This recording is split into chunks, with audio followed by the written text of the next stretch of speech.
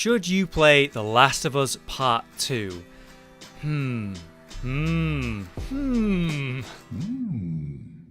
Oh. This game has some high expectations that people who obsessed over the original will either blindly hate this sequel because it's not the original, or blindly love it because they love this series. Meanwhile, it's popular and beloved by many, so naturally, lots of people are going to hate it because it's popular, or that it features some queer representation. Are the criticisms valid, or are people being dramatic? People have strong opinions on big series like Star Wars or the Marvel films, and this game feels similar in that way. So to make a should you play on this massive title seemed like no easy task to me, so I thought that the best way and only way is to be honest about the main aspects of the game without directly spoiling anything for you. And with that, my name is Hollow, this is The Last of Us Part 2, and together let's work out if this is a game you should play. We're going to start with the story and setting. The game is set 4 years after the events of the original, which does include a little bit of flashback stuff to piece together how the characters are in their current circumstances, which we could have pieced together without this, honestly, but it was nice to have, just to refresh where we were and where we're at now. We find ourselves back in this bleak and harsh world where survivors are fighting other survivors, human decency is a bit more of a rare trait, and the constant danger and presence of those mutated monsters, the zombies known as infected, or the clickers who are a little bit worse. And in this world filled with monsters, we continue to see yet again and again that the surviving humans can be much, much worse when put in this terrible situation. That maybe humans are the worst monsters of all. It's a little cheesy, but kinda true. Joel and Ellie find themselves together still in that community of Jackson with Joel's brother. There is a bit of a gap or rift between the two now after that fateful finale of the first game, in which Joel made a rather horrible and difficult choice and then ended up lying to Ellie about exactly what had happened and what he'd done while she was unconscious, and we see flashbacks of this. Obviously, Ellie kinda knows he lied but doesn't know exactly what happened, and in turn, this gap was then formed. Ellie looks to be forming a relationship with a girl called Dina at this time, and soon after a snowstorm, something happens that leaves Ellie and Dina angry and rather desperate for some revenge, which is sort of the focal point of this game and story overall, that desire for revenge, and then all the horrors and mess and regret that comes with a revenge storyline. There's that old saying of an eye for an eye leaves the whole world blind, and I think that should give you a good idea of where this story is going. The main chunk of this game is actually set in Seattle, which is an utter ruin of the original city. It's flooded, it's deserted in many places, and it's also a little filled with infected depending on where you're going. Those infected are just as creepy and scary in this sequel, however this time they're a little bit more gross since we have better visuals to go with the game. Now of course there's also still survivors here, and they come in different types, but the main element of this city is its faction war, where there's two groups that remain known as the Wolves, which were like a former government groups or uprising military group, very warlike in nature, and then there's the Scars, which are very cultish and creepy compared. And Ellie ends up imposing herself in this sort of divide for her own interests, since she's after her own personal revenge, separate to all of that. And she moves forward with that plan without any real regard for the people affected or involved, which obviously will cause friction. Now, as you'd expect, this game kind of takes you from point A to B, and it's very tonally or linear in many ways, but there are some larger elements of world exploration to enjoy this time around. We actually get a really nice chunk of seemingly open world exploration right around the time you first enter Seattle, which was much more than I ever expected to get in this type of game, and it worked really well to immerse yourself in the world, get a feel for the pace, work out where you're going to need to go, and kind of make these objectives yourself. So without saying more about the story and spoiling anything important for you, that's the setting and the story itself. It's a reasonable setup, focused more on revenge, much more than the original's simple destination goal. A little more vague in its objective and how it's going to be achieved because of that. Now let's talk gameplay, because it's actually, I think, the most controversial part of the original game for me. I didn't really like the original's gameplay. I thought it was pretty minimal, clunky, even irritating at times. This world, the story, the characters, that's what this was all about. The part of the game that's, you know, a game was pretty generic and basic compared to the crazy story and world that was going on. You were following tight paths until you reached the end of that path for the next cinematic and story to actually progress. You'd see elements of simple stealth, say using thrown objects to create distracting sounds so you could pass by. You'd have some brutal stealth kills here and there with repetitive animations. You had clunky gun combat thanks to the awkwardness of using a controller for aiming. And then the quick time melee combat, which I think was my favourite part, honestly, because it was very desperate and visceral and punishing. Plus, there was very limited ammo and supplies as a whole, so mistakes were punished harder, especially on harder difficulties where every shot counts and you only have so much health to work with. In this sequel, we see those core elements continue. You once again have limited supplies, those shots must count. You've got the different difficulty levels, so it's a lot more interesting if you're playing on harder difficulties, and so you have to use different strategies to make it through different scenarios, and everything feels a little smoother and less clunky too. Ultimately, it feels brutal and messy and desperate in the best kind of way. So yeah, I didn't think the original's gameplay was that good, but the vibe of it was always solid, and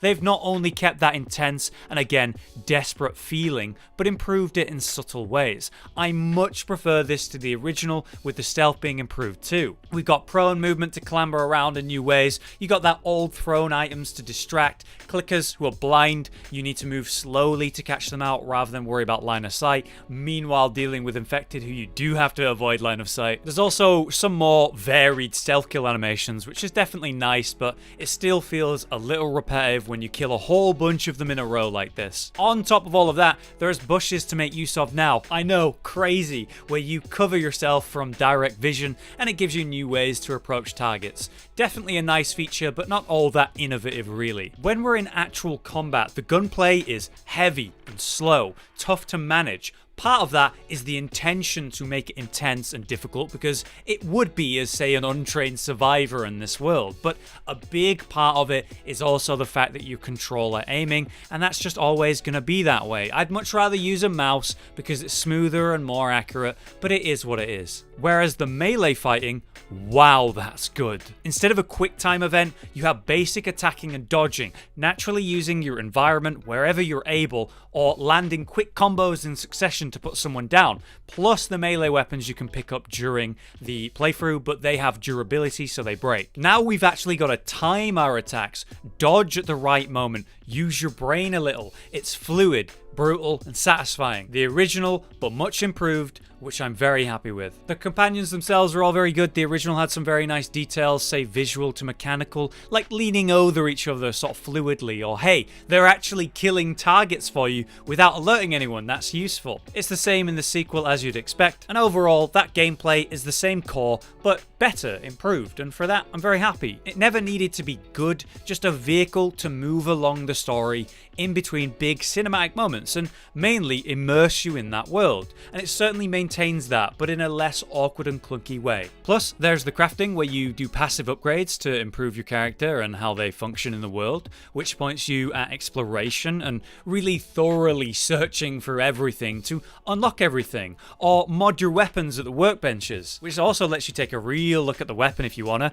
I do. And then mechanically, you could upgrade its mag size, the recoil, the sights, weapon sway, or other useful perks. It's a good system. Also, it's a story thing, but you do find entries for your personal journal when you interact with certain things to see more of what Ellie's thinking directly, which can be pretty hilarious at times. She's terrible with her women. Let's talk visuals. This is still a PlayStation 4 game, and I was running this on a regular old PlayStation 4, not a PS4 Pro, so with that in mind, the load times have been completely fine. No extremely long or irritating moments. In fact, I never really sat for a loading screen at any point. Visually, it's impressive. The cinematics look really good. The world is beautiful on a grand scale with its color and vibrance. And then you got the smaller details like the Easter eggs, the references, or even secrets. At one point, I was walking through an area and I looked at a wall. I saw employees of the month listed with a little detailed picture included of each. Also, one of them was a dog, which made me chuckle. Shortly after, I found a safe and a note. The note tells me the code to the safe is the date that the writer's special guy won.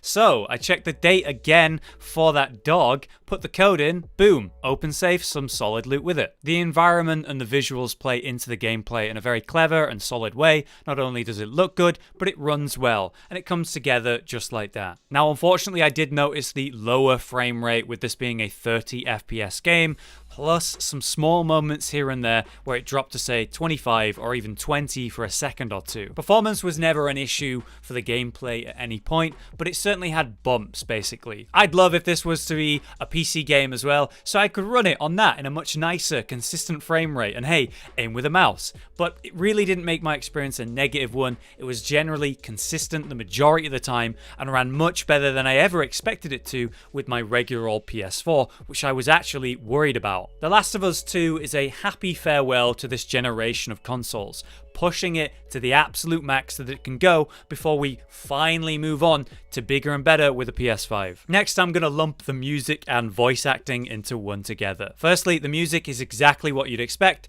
perfectly matching the setting, the current mood or vibe, those intense moments, or the subtle slow parts. I always loved the original for how subtle or impactful its music generally was, and they've kept up the trend here to no one's surprise, I'm sure. A simple well done can be said here. When it comes to film, TV, or even gaming, music decides a lot. A horror film really isn't all that scary without the creepy sound effects or undertones of the music, those moments where it's slowly building and building to that explosive reveal or scare. You know what I'm talking about, right? And they've got it spot on again here, I'm happy to say. With that, the acting or voice acting, actual acting, it's hard to say what the difference is these days because they are technically acting these moments out together in their motion capture suits. Whatever the case though, it's incredible. It's real, it's heartwarming, or heart-shattering in fact. Whatever your thoughts are on this game, the acting is incredible and it's so cool to see gaming come this far as a storytelling platform. So, is it a fun game? We've got to address the statement from Neil Druckmann, who said the game isn't meant to be specifically fun, but engaging. And we've had lots of people talk about this and how they've said with their own experience that it was really fun. This game was really fun. I think The Last of Us Part 2 is clearly entertaining. It's an intense setting filled with character struggle and loss, the progression of those involved, be it for better or worse. And actually, I think the original game can be summed up like this for me. There's a fantastic and brilliant story, incredible characters, with a dark and beautiful broken world to explore. Yeah, there's some bits in between where you're playing a kinda alright video game with awkward shooting, because, you know, controller and that, and I'd probably give it like a 8 or 9 out of 10 for its world and story, and maybe a 4 out of 10 for its gameplay. Not every game needs to have incredible gameplay. In this case, we're not here for the gameplay specifically, we're after the world and the story. And the sequel, The Last of Us 2, takes that world and story and continues it. The danger of that is obviously that the original story was so well done, so well wrapped up that, you know, a sequel wasn't necessary. But here we are, talking about that sequel. And I worry that no matter what the world and story is in this game, it'll never live up to the original, which was so good in many people's eyes. The gameplay itself is much improved, smoother, solid, weighty, immersive. They took that original style and then just made it a better experience. And look, it's a fun game. The claim that the game is rarely fun is stupid. I can only imagine someone tensed up at every moment, terrified, sweating, offended that they just shot someone, or something silly like that. It's a video game, and it's fun to play this game, or at least it has been for me. So, finally, should you play it? There's that core element of the original missing here.